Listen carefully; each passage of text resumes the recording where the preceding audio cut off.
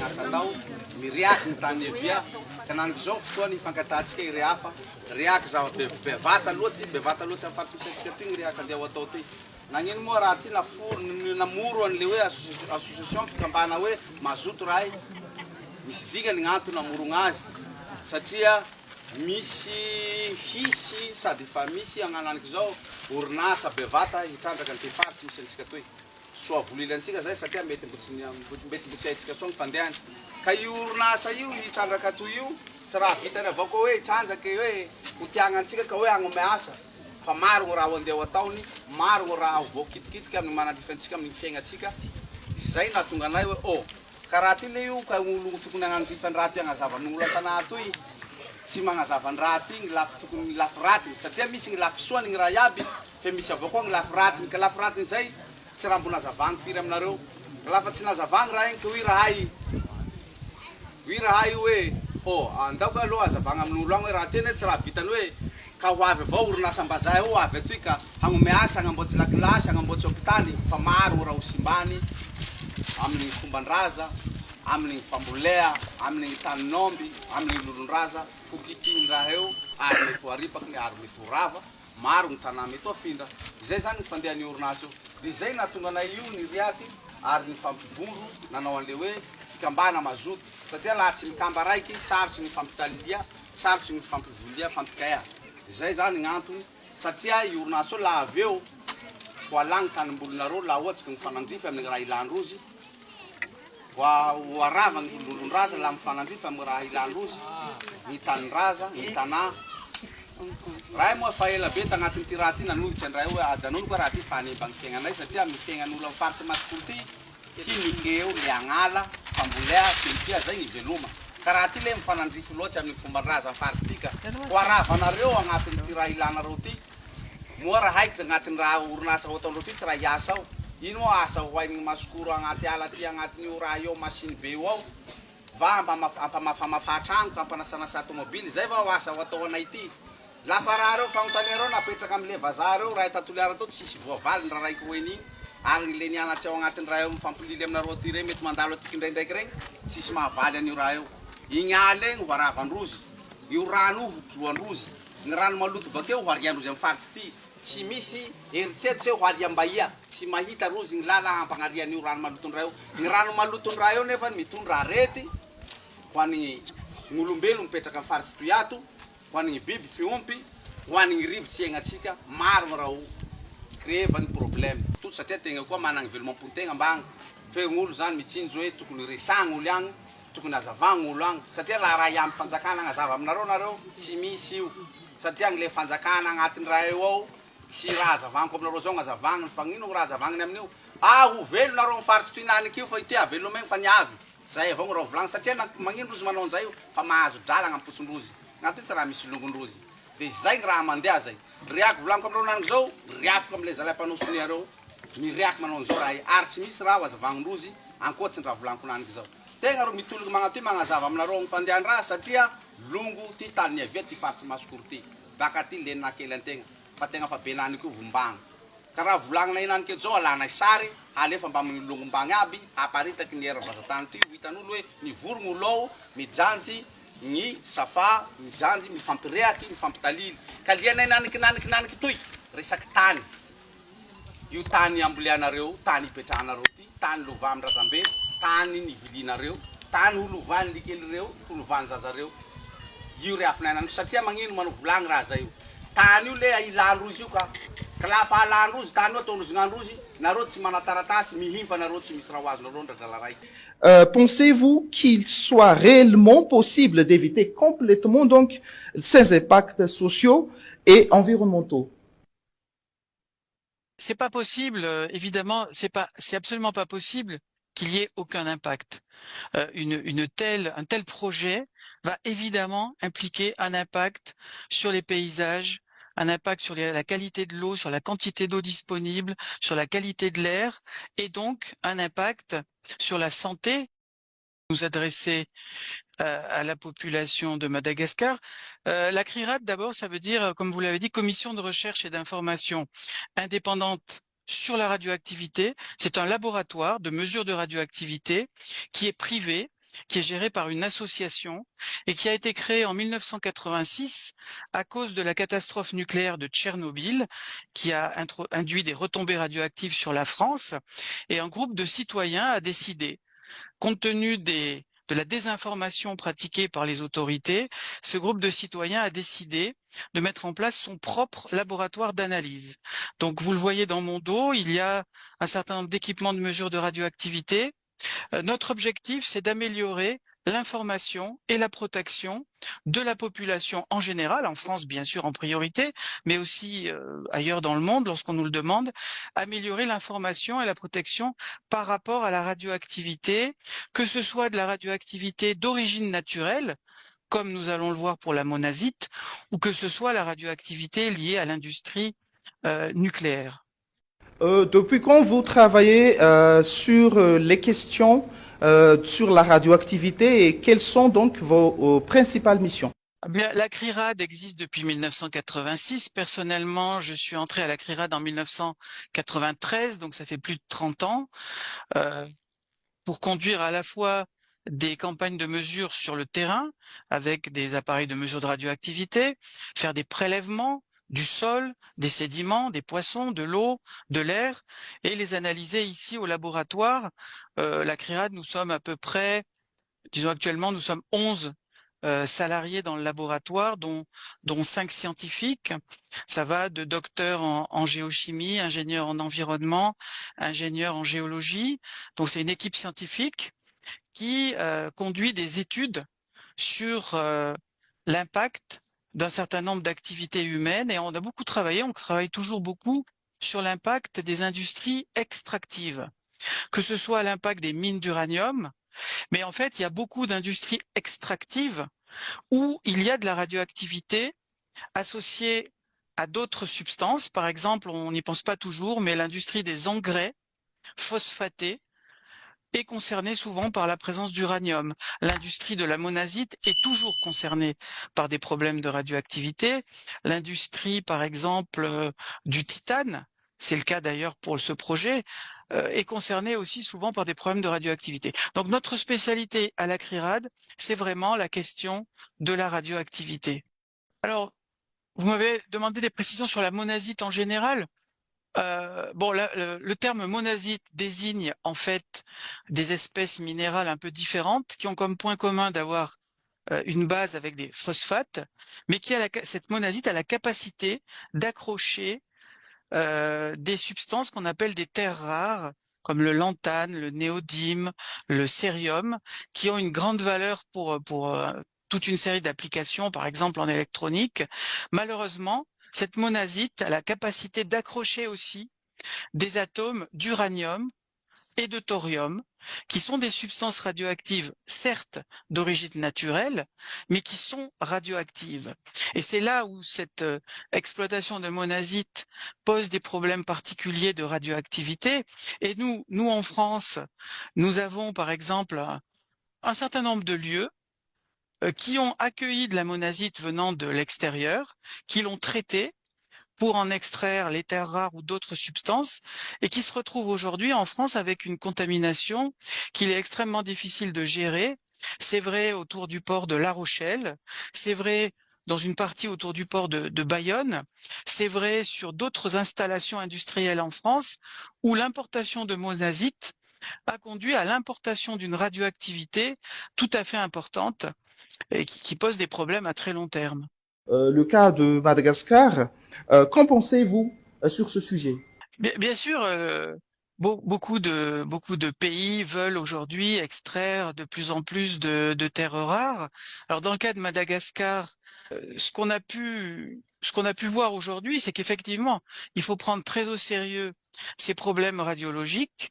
On l'a vu d'abord par des mesures qui ont pu être faites par des membres de la population locale sur le site de Bez Toliara, avec un compteur Geiger qu'on leur a fourni, avec une formation à distance qu'on leur a fournie.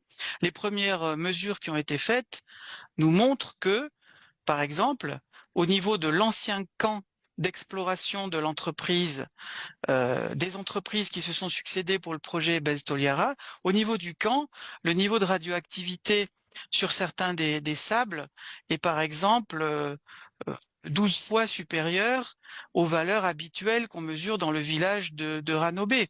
Donc, ce site, à l'endroit où les entreprises ont déjà fait des essais de traitement de ces sables radioactifs, il reste aujourd'hui une radioactivité qui est tout à fait importante. On a pu examiner aussi d'ailleurs les documents qui sont en ligne sur Internet, les différents documents qu'ont produits les entreprises du projet Bastioliara, en particulier des documents qu'on appelle PFS, Pre-Feasibility Study, les études de préfaisabilité, où l'entreprise reconnaît que la radioactivité de la monazite de cette portion sud-ouest de Madagascar est tellement élevée qu'ils vont être obligés de mettre en place des précautions très particulières par rapport à cette radioactivité. Effectivement, euh, cette monazite peut avoir des concentrations en thorium-232, un élément radioactif naturel, qui dépasse 300 000 becquerels par kilo. Ça veut dire que à chaque seconde, chaque kilogramme de cette monazite va être l'objet de 300 000 désintégrations par seconde qui émettent des radiations invisibles qu'on appelle les particules alpha, les particules bêta, les rayons gamma, qui vont exposer à de la radioactivité, à la fois évidemment les travailleurs, pas seulement les travailleurs de la zone des mines, mais aussi les travailleurs qui vont ensuite faire la maintenance des équipements, les travailleurs qui vont transporter les concentrés de monazite jusqu'au port, les travailleurs du port qui vont charger les concentrés de monazite sur les bateaux. L'extraction de la monazite crée un impact en termes de radioactivité qui est vraiment important. D'ailleurs, quand on regarde les quelques documents qui précisent la situation sur un autre site à Madagascar, qui est celui dans la région de Fort-Dauphin, pardon, au sud-est de Madagascar, l'entreprise QMM, filiale de Rio Tinto, eh bien, elle reconnaît que le taux de radiation à 1 mètre, par exemple, des conteneurs de monazite qui sont exportés, ces taux de radiation sont, disons, une centaine de fois supérieurs à la radioactivité naturelle et donc vont exposer aux radiations les personnes qui sont au bord de la route quand les conteneurs vont passer, par exemple, pour exporter cette monazite. Oui, donc l'équipe citoyenne sur le terrain a pu nous adresser il y a quelques jours 4 échantillons qui ont été prélevés dans la zone et on vient d'en analyser un des 4. Effectivement, on constate des niveaux d'uranium et de thorium, qui sont des métaux lourds, radioactifs, qui sont tels que, dans la réglementation française, ces sables seraient classés vraiment comme des matériaux radioactifs. Et encore, ce sont des sables bruts. À partir du moment où la monazite va être extraite et concentrée, la radioactivité va être encore plus importante, puisque elle va être concentrée. Donc, vos analyses ont donc confirmé les risques liés à cette opération minière. Toutefois, l'État malagasy affirme qu'il n'y aura aucun impact sur la population locale émanant de ce projet. En tant que scientifique, Monsieur Bruno Charreron, et vous êtes spécialiste sur le sujet, pensez-vous qu'il soit réellement possible d'éviter complètement donc ces impacts sociaux et environnementaux? C'est pas possible, évidemment, c'est absolument pas possible qu'il y ait aucun impact. Un tel projet va évidemment impliquer un impact sur les paysages, un impact sur la qualité de l'eau, sur la quantité d'eau disponible, sur la qualité de l'air, et donc un impact sur la santé des travailleurs d'abord, évidemment, qui sont en général les plus exposés, et puis un impact à long terme sur la population. En ce qui concerne la radioactivité, on est dans ce qu'on appelle le domaine des faibles doses. Ce ne sont pas des doses de radioactivité qui vont créer un impact immédiat sur la population. Par contre, on sait aujourd'hui qu'à long terme, l'exposition à cette faible radioactivité augmente à long terme les risques sanitaires, par exemple en termes de cancer du poumon, en termes de cancer en général, et de plus en plus, on constate que l'exposition à la radioactivité à faible dose a des conséquences sanitaires multiples, pas seulement en termes de cancer, et en particulier pour les personnes qui sont exposées lorsqu'elles sont jeunes à la radioactivité. Donc si le projet voit le jour, il faut bien anticiper qu'il y aura un impact. Ce qu'il faut voir, c'est que dans le cadre de ce projet, l'entreprise indique dans ses documents de préfaisabilité qu'elle va chaque année traiter entre 13 millions et 19 millions de tonnes de terre, de sable. Il faut bien imaginer que l'environnement va être complètement perturbé, détruit, des zones de forêt, la végétation va être détruite, et il va donc y avoir un impact déjà visuel, un impact aussi sur les ressources en eau, puisque dans ces dossiers, l'entreprise évoque son besoin en eau, 800, un peu plus de 800 mètres cubes d'eau à chaque heure pour faire fonctionner ces installations, et cette eau va être issue de forages. Donc ce projet va certainement avoir un impact sur la disponibilité des ressources en eau dans la zone, et puis bien sûr, les activités de minières vont induire une contamination de l'eau par des substances radioactives, par d'autres types de métaux lourds. C'est d'ailleurs ce qui est observé malheureusement dans la région de Fort-Dauphin, pardon, où des études indépendantes qui ont été faites ces dernières années par des scientifiques anglo-saxons montrent une pollution de l'eau dans la région, donc dans les mines qui sont exploitées par QMM. Il y a en aval de ces mines, dans l'eau, par exemple, 300 fois plus d'uranium, qui est un métal lourd et en plus radioactif, ou une dizaine de fois plus de plomb, qui aussi présente des risques sanitaires importants, en aval de ces mines par rapport à la situation en amont. Donc évidemment, l'exploitation de ces sables, c'est une évidence, aura un impact important sur l'environnement, sur la qualité de l'air, puisque l'extraction va conduire à la production de poussières. Une partie de ces poussières seront en plus radioactives. Et tout le monde sait aujourd'hui que la poussière, ça a un impact sur la santé, évidemment au niveau pulmonaire, mais aussi au niveau cardiovasculaire. Si en plus cette poussière contient des métaux lourds, en plus des métaux lourds radioactifs, ça augmente évidemment les risques. D'autre part, cette monazite dégage en permanence un gaz radioactif, le radon et le thoron. Tant que la monazite est emprisonnée sous la terre, eh bien, il y a peu d'émanations à la surface. À partir du moment où vous brassez des millions de tonnes de sable et de roches, vous facilitez les émanations de gaz radioactifs. D'après vos longues années d'expérience, pouvez-vous nous donner, à votre opinion, qui profitera réellement ce projet? Madagascar ou les pays importateurs comme les États-Unis? Alors là, pour répondre à la question, il faudrait avoir le détail des aspects financiers dans un tel projet.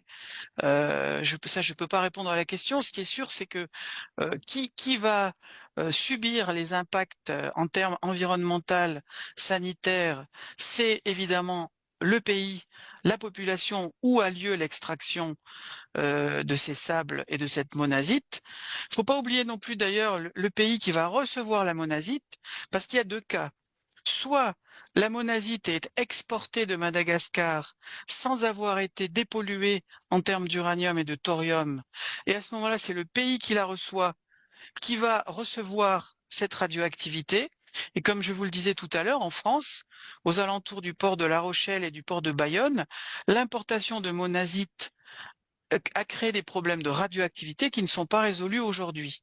Soit, à terme, les industriels veulent implanter à Madagascar des usines pour enlever l'uranium et le thorium de la monazite, et à ce moment-là, c'est Madagascar qui va se retrouver avec des problèmes de radioactivité encore plus importants que les problèmes qui vont déjà être significatifs d'extraction de la monazite elle-même.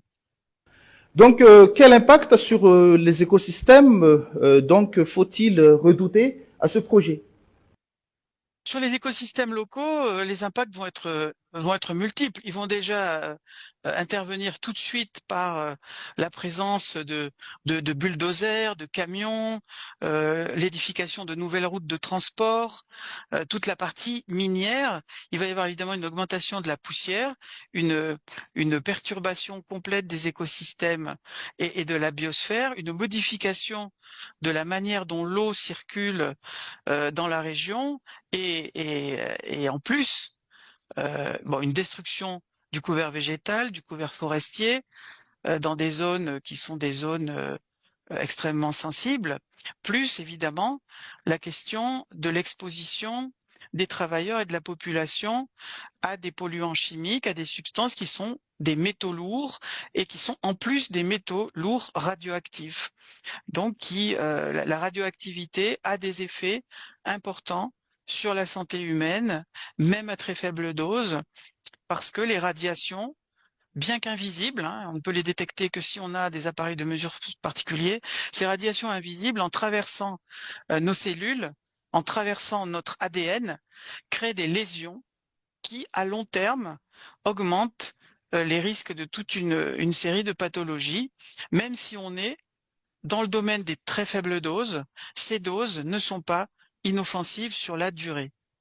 Et si on prend l'exemple de ce qui se passe pour les extractions de l'entreprise QMM à Port-Dauphin, la population, en tout cas, se plaint de toute une série de problématiques euh, et les études indépendantes qui ont été faites montrent qu'effectivement, il y a une pollution par le plomb, par l'uranium, qui sont des métaux lourds toxiques dans les eaux, par exemple, à cause de l'exploitation de ces sables. Là, je parlais bien sûr dans le sud-est de Madagascar, mais dans le sud-ouest, le projet Best Toliara, il n'y a pas de raison que ce soit malheureusement différent. Avez-vous des exemples ailleurs dans le monde, comme le cas de Bastillear ou bien QMM Rio Tinto, pour illustrer ces dangers? Nous, on a beaucoup travaillé sur la question de l'extraction de l'uranium. La monazite contient beaucoup d'uranium et elle contient en plus du thorium, qui est un élément qui pose des problèmes de radioactivité importants. D'abord parce qu'il a une très longue durée de vie, ensuite parce qu'il émet des radiations gamma qui sont particulièrement puissantes. Et on a étudié des sites de production de terres rares, par exemple, à distance, hein. Par exemple, un site, je pense à un site en particulier en Chine, où évidemment, il y a une pollution radioactive, une pollution chimique qui est très importante pour la population et des dommages sanitaires qui sont réels. Après, la difficulté qu'on a dans ce genre de dossier, c'est toujours la grande difficulté à conduire des expertises indépendantes des industriels et indépendantes des États, puisque dans beaucoup de dossiers, les États eux-mêmes sont partie prenante des projets d'exploitation. Donc c'est difficile de conduire des études indépendantes. Mais pour tous les sites miniers où la CRIRAD a pu avoir la chance, j'allais dire, d'aller faire des mesures sur le terrain, on a constaté des dysfonctionnements, des pollutions à très long terme, soit parce que les entreprises ont pollué les eaux et ne sont pas capables de les traiter sur le long terme. Parce qu'il faut bien comprendre qu'à partir du moment où on perturbe les équilibres naturels, euh, la perturbation, bien souvent, est irrémédiable. C'est-à-dire qu'on peut peut-être à la surface remettre du sol et comment dire, et les gens ont l'impression qu'il y a un réaménagement satisfaisant, mais la réalité, elle est beaucoup plus compliquée. À partir du moment où on a perturbé les écosystèmes, c'est pratiquement impossible de retrouver un état initial naturel. Et c'est vrai aussi quand on est confronté à des problèmes de radioactivité. Parce que tant que cette radioactivité, elle est sous la Terre, parfois à plusieurs dizaines de centimètres, plusieurs mètres de profondeur, les rayonnements émis par la monazite atteignent peu la surface.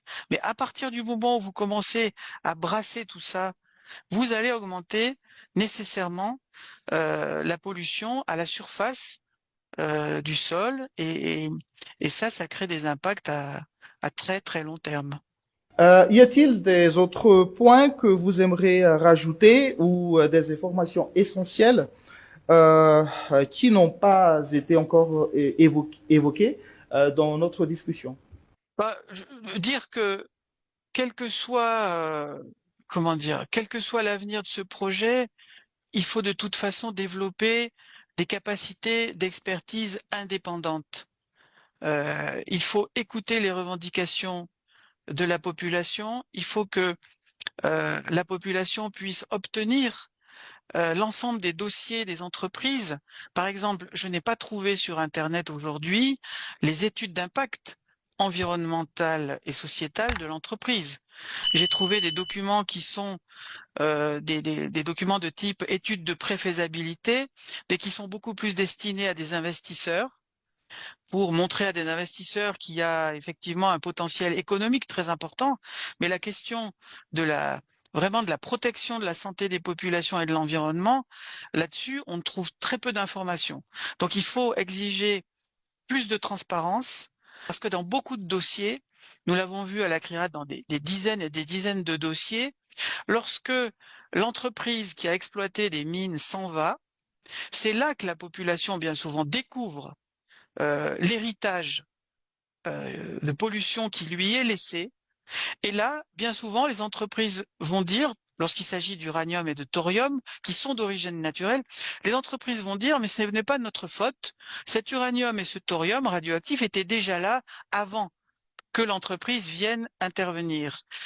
Franchement, dans des dizaines de cas qu'on a suivis à la CRIRAD, lorsque les mines s'arrêtent, les populations, les travailleurs se retrouvent en grande difficulté, sans ressources. Il n'y a pas de système aujourd'hui qui soit efficace pour protéger à long terme les intérêts des populations une fois que les mines se sont arrêtées. Donc, on ne peut pas dire que ce genre de projet n'aura pas d'impact. Ça n'existe malheureusement, ça n'existe pas.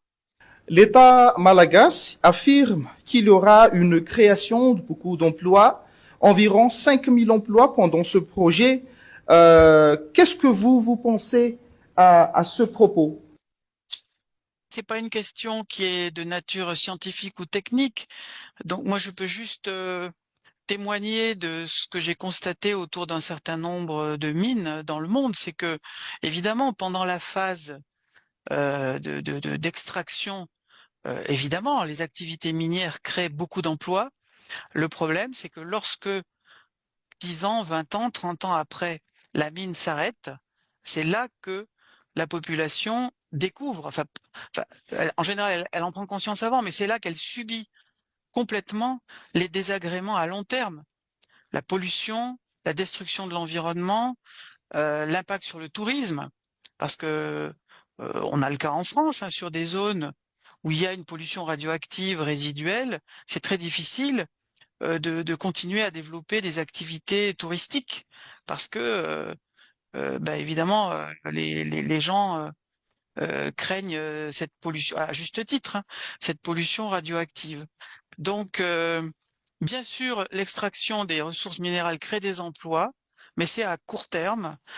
C'est pas garanti qu'à long terme, ça soit intéressant pour, en tout cas au niveau régional. C'est pas du tout évident que ça soit intéressant à long terme. Il faut pas négliger non plus les coûts pour les États de la rémédiation. Par exemple, actuellement en France, certaines mines ont fermé il y a 40 ans. Eh bien, il faut toujours payer la dépollution des eaux, les systèmes de traitement de l'eau, et probablement qu'il faudra le faire pendant des décennies et des décennies. C'est des choses auxquelles il faut réfléchir avant de lancer les projets miniers. Monsieur Charveron, beaucoup de gens s'intéressent à la question suivante. Combien de temps dure ce genre de projet d'extraction de monazite en général? Dans les documents qu'on peut consulter, les entreprises parlent de plusieurs décennies. Hein, c'est des projets à très long terme. Si vous deviez donner des conseils à la population et aux décideurs malagasy, quels seraient-ils? Par rapport à la population, c'est l'importance qu'elle puisse avoir des lieux où elle peut exprimer sa parole, ses inquiétudes qui sont parfaitement légitimes, que la population puisse avoir accès à des études complètes, précises, qui expliquent sérieusement les risques à long terme, les impacts, que ces études puissent aussi être, je dirais, vérifiées par des scientifiques indépendants qui n'ont pas d'intérêt ni au niveau des entreprises qui veulent lancer les projets, ni au niveau des États qui sont souvent qui accueillent ces projets avec bienveillance.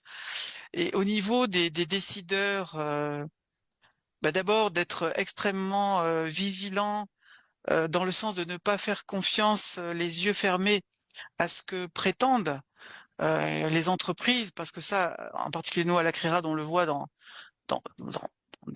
on le voit tout le temps. Quand vous regardez les dossiers des entreprises, sur le papier, tout est parfait. On voit de très jolies photos, de très jolis schémas, mais quand on va sur le terrain vérifier ce qui se passe, la réalité est souvent beaucoup plus compliquée. D'ailleurs, on le voit dans le cas là du projet Base Toliara.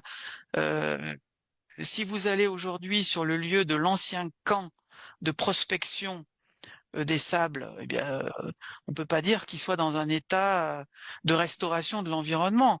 On voit encore le trou pour l'extraction. Il y a une radioactivité non négligeable. Ça, franchement, comment dire, on ne voit pas malheureusement de cas d'anciens sites d'extraction comme ça où il y a vraiment un réaménagement satisfaisant de l'environnement sur le long terme.